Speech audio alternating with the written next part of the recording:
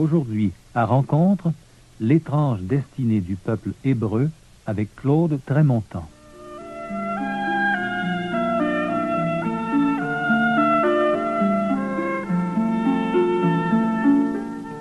Claude Trémontant est professeur à la Sorbonne, à Paris. Ce métaphysicien, qui se situe dans la lignée de Teilhard de Chardin, a publié récemment des traductions des évangiles de Matthieu, Luc et Jean. Ces traductions sont accompagnées de notes importantes aux éditions de l'Œil. Un ouvrage sur saint Paul, intitulé Shaoul, ou la théorie de la métamorphose, et Le Christ hébreu, une étude fouillée sur la langue et l'âge des évangiles, toujours aux éditions de l'Œil. Claude Trémontant est interviewé par Marcel Brisebois. Claude Trémontant, pourquoi accorder une importance particulière au peuple hébreu, à sa pensée, à son histoire? Alors, donc nous procédons d'une manière scientifique, objective, sans présupposés, et nous considérons l'histoire de l'humanité telle qu'on la découvre petit à petit depuis ses origines. Alors, premièrement, une armée de savants depuis un siècle nous a découvert le fait que l'anthropogénèse est un processus qui s'effectue par étapes. Alors vous trouvez dans les livres récents, grâce aux fouilles récentes, d'une manière conjecturale plus ou moins, avec des controverses comme toujours, les étapes de l'anthropogénèse. Ce qui est sûr, c'est que le processus de l'anthropogénèse s'effectue par étapes qui se succèdent. Bon, alors, on continue à étudier l'histoire de l'humanité et on trouve un phénomène étrange, qui est le phénomène hébreu. A priori, si on utilise la méthode rationnelle, on n'a aucun préjugé ni pour ni contre.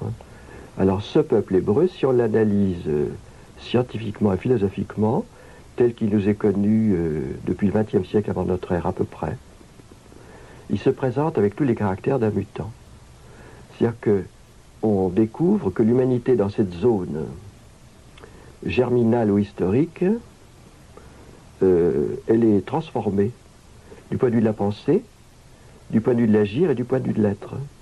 C'est saisissant si on compare la genèse de ce peuple dans l'Ancien Orient, à côté de l'Égypte, de Sumer, de Babylone, des Akkadiens, etc.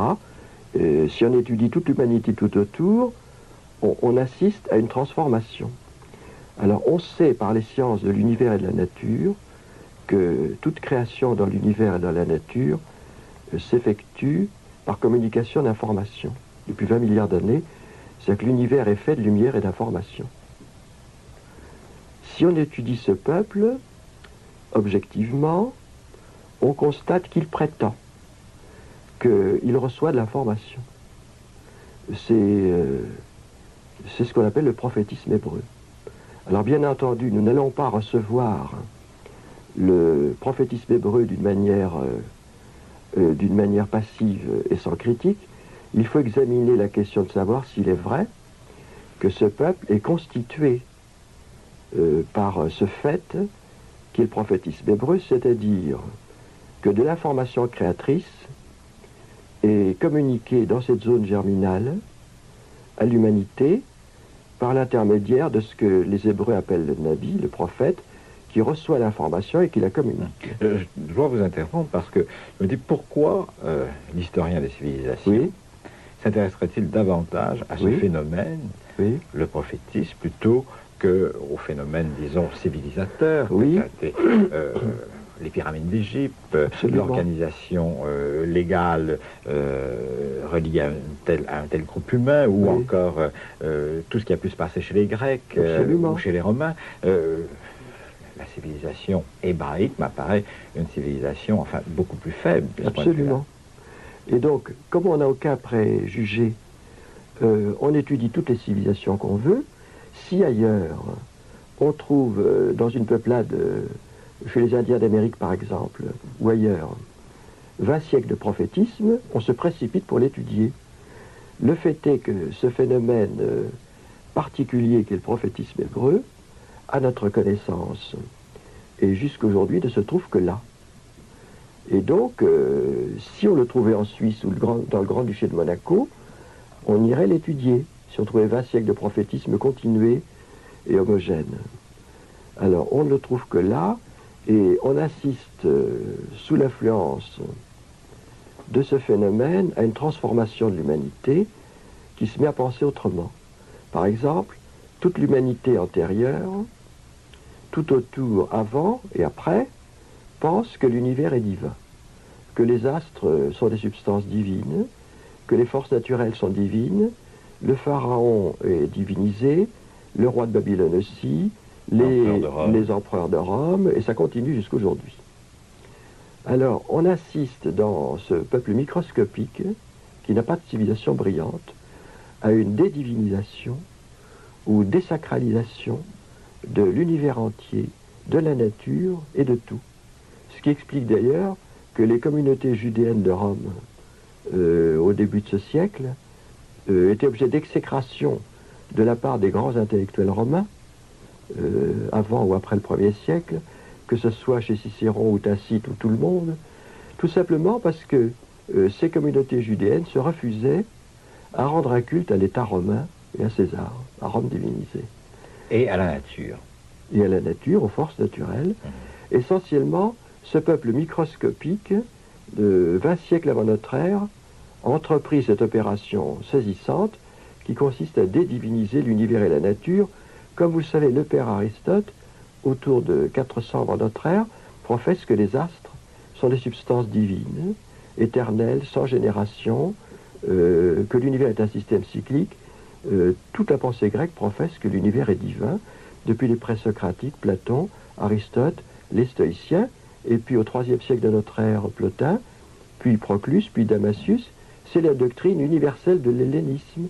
Et donc ce microscopique peuple hébreu a osé penser que l'univers n'était pas divin, que n'étant pas divin, il avait commencé, ce qui était incroyable de dire une chose pareille dans ce temps-là, que nous venons de vérifier, nous, il y a 30 ans, que l'univers commence par la lumière, que l'univers est un système historique et génétique et non pas cyclique, c'est-à-dire qu'en cosmologie, en anthropologie, dans tous les domaines, c'est une mutation de la pensée.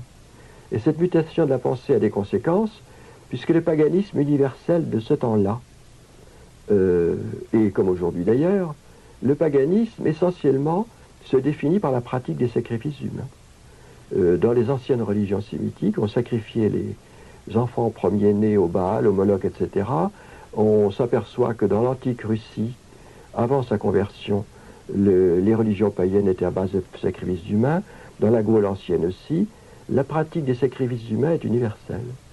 Alors, on voit la relation entre la transformation de la pensée chez les Hébreux et l'application, puisque les prophètes hébreux tonnent contre la pratique des sacrifices humains et s'efforcent de l'exterminer. Et donc, c'est véritablement une transformation de l'être de l'humanité. C'est-à-dire que tout d'un coup, on repense à ce que nous disent les paléontologistes. La création de l'homme n'était pas achevée avec l'apparition de Cro-Magnon, et on assiste à l'intérieur de ce peuple, si on l'étudie, à l'humanisation de l'humanité, c'est-à-dire qu'on la voit sortir péniblement de l'animalité et s'humaniser.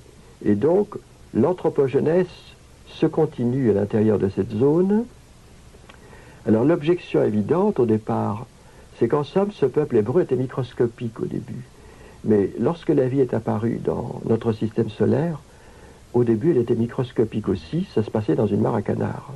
Oui, mais il y a une autre objection, c'est que on peut dire tout ça, évidemment, c'est le fait d'un être de génie, peut-être Moïse, peut-être celui-ci ou celui-là, n'est-ce pas, qui a réussi à élaborer un certain discours. Oui.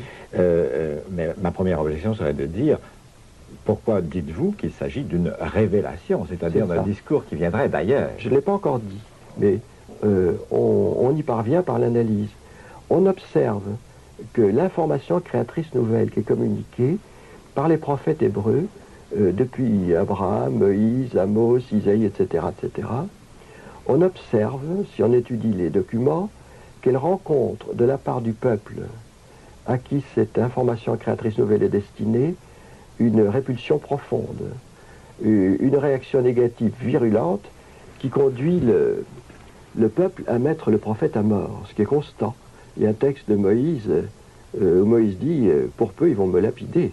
Puisqu'en effet, Moïse fait sortir cette peuplade d'Égypte, l'a fait traverser le désert et lui fait subir une purgation, au sens où Saint Jean de la Croix parle des purgations, la soumet à une ascèse épouvantable.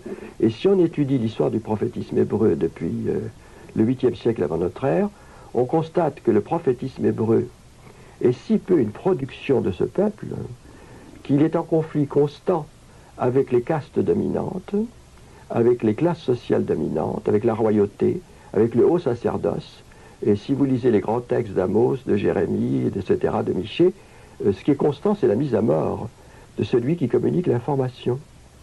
Et donc, c'est une première raison qui nous conduit à nous demander. Ils prétendent, ces prophètes, comme Abraham, Moïse, Amos, etc., Jérémie, qu'ils reçoivent l'information, que l'information ne provient pas d'eux.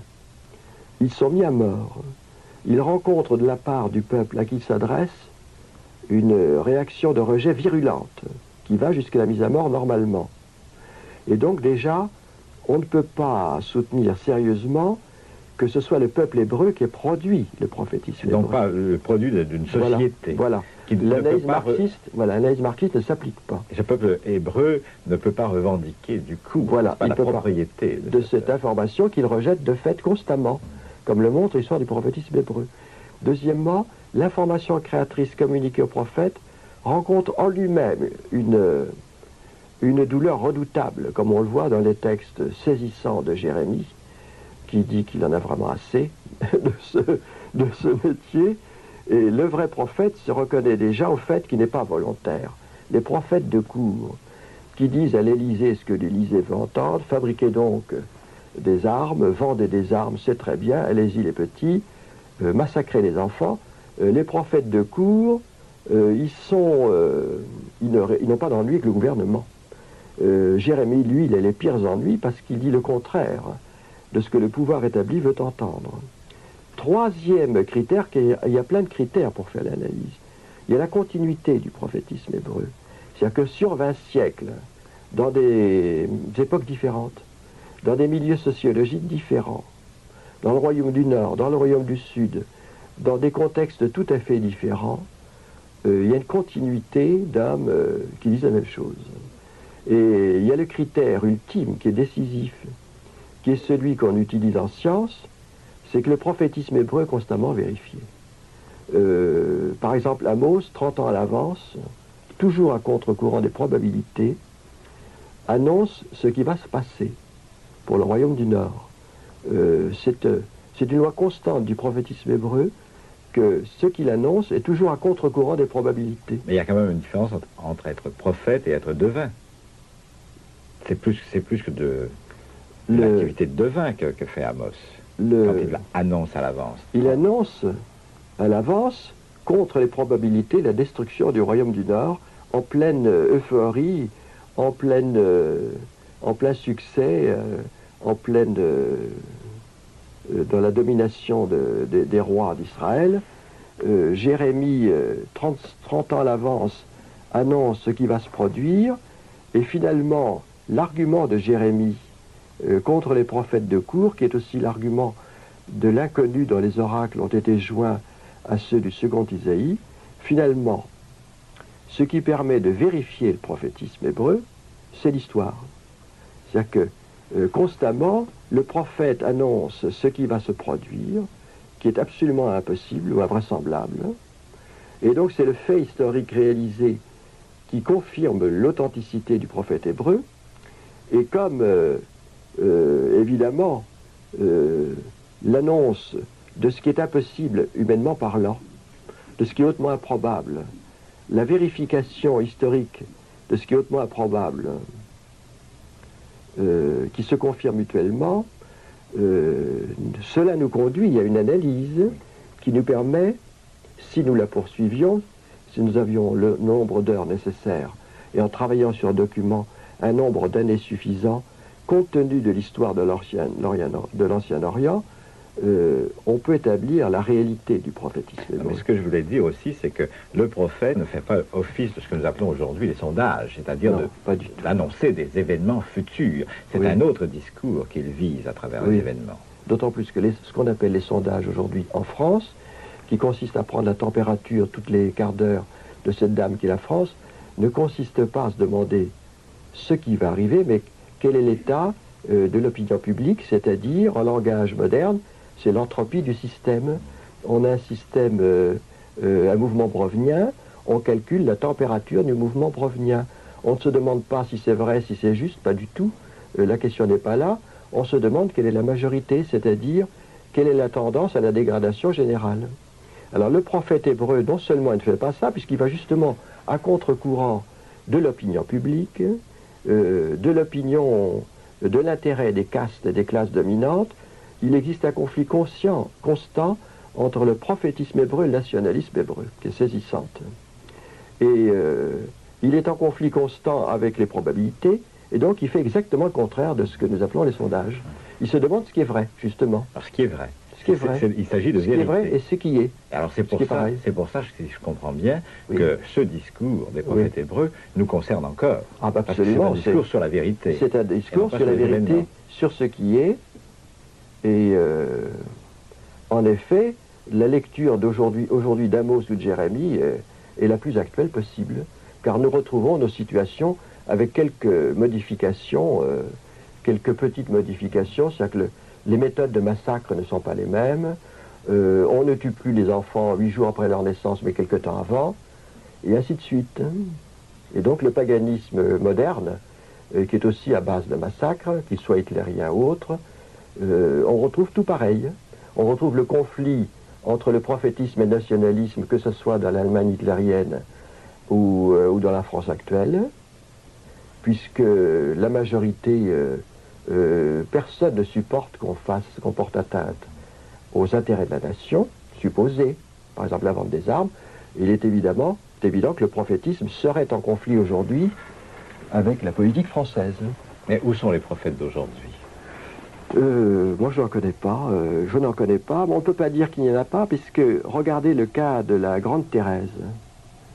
Elle fait de très belles analyses sur l'objectivité de la parole de Dieu, comment discerner lorsque c'est moi qui me cause à moi-même et lorsque c'est mon imagination qui travaille, et comment discerner l'objectivité de la parole de Dieu. Elle dégage les mêmes critères, c'est-à-dire que la parole de Dieu, elle s'adresse objectivement et contre la volonté de l'être à qui elle s'adresse. Elle porte toujours sur l'invraisemblable, et c'est ensuite vérifié. C'est le critère que Thérèse dégage.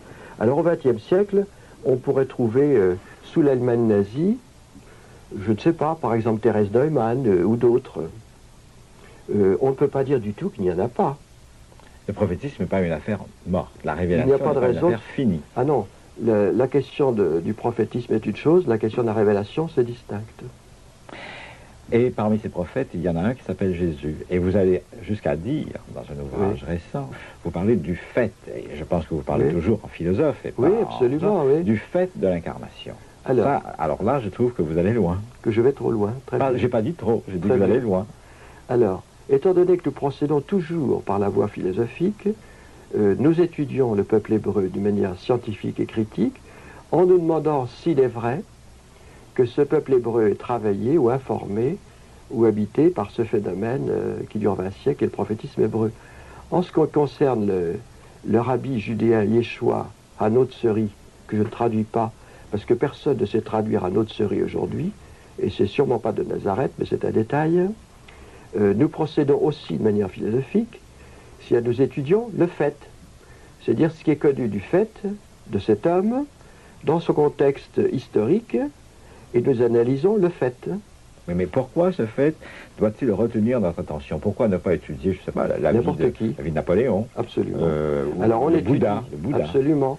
On étudie Napoléon, Bouddha, ou qui vous voulez, ou Socrate, et on constate, si on étudie de manière comparative tous les individus qu'on veut sur la planète, que chez celui-ci, on constate à l'analyse qu'il y a quelque chose de nouveau.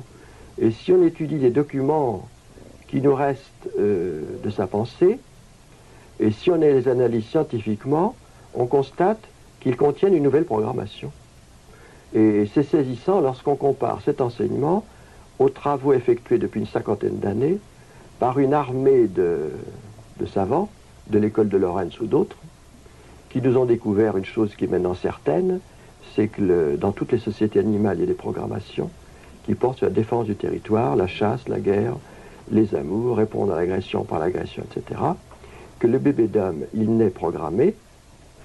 Et si on étudie les 4 évangiles de manière scientifique, on découvre qu'ils comportent une nouvelle programmation qui porte sur la genèse ou la formation d'une nouvelle humanité. C'est-à-dire que l'essentiel de son enseignement, c'est une programmation qui porte sur ou pour la formation d'une humanité nouvelle qui est probablement l'humanité véritable par rapport à laquelle nous sommes encore dans l'humanité animale. Ce que vous me dites à ce moment-là, c'est que le christianisme est un humanisme. Le christianisme, c'est l'ultime étape dans la création de l'homme nouveau et véritable, qui est probablement visé depuis les origines par le Créateur inconnu, et son disciple Shaoul de Tarse, que les chrétiens appellent Paul généralement, toute son œuvre porte là-dessus. Il ne parle que de ça, de la création de l'homme nouveau qui est l'homme véritable, qu'il oppose constamment à l'homme archaïque qui est l'homme animal avec ses vieilles programmations. Je te tue, tu me tues, nous nous massacrons. Et Paul, dans une lettre aux Galates qui date des années 50, a cette formule superbe qu'il reprend. Il dit, vous savez, le système des castes, c'est fini.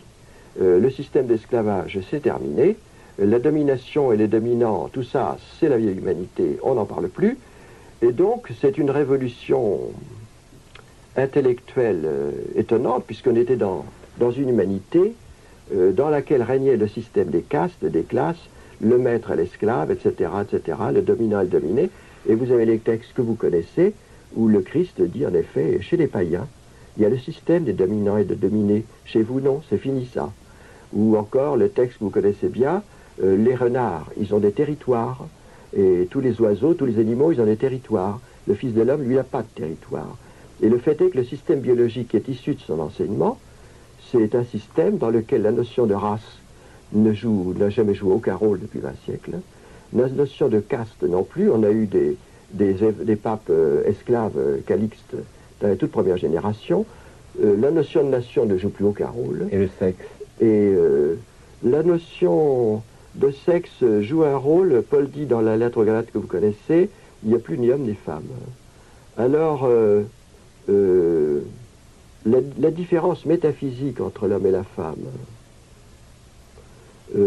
étant une affaire extrêmement intéressante pour vous et pour moi, et pour tout le monde, le fait est que dans ce système, étant donné que les anciens coanimes, c'était ceux qui prenaient les bœufs à bras le corps et qui les égorgeaient, et donc dans le sacerdoce chrétien,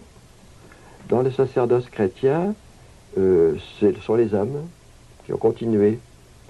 Bon, là, il y a une affaire, votre objection est donc intéressante, parce qu'il y a une affaire, en effet, qui reste ouverte.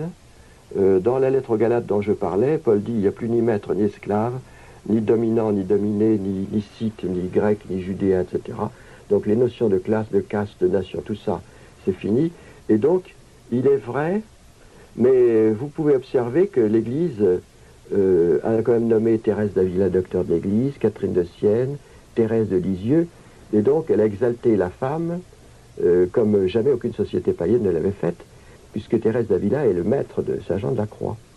Et donc il y a l'effet du côté des fonctions, des différences qui subsistent.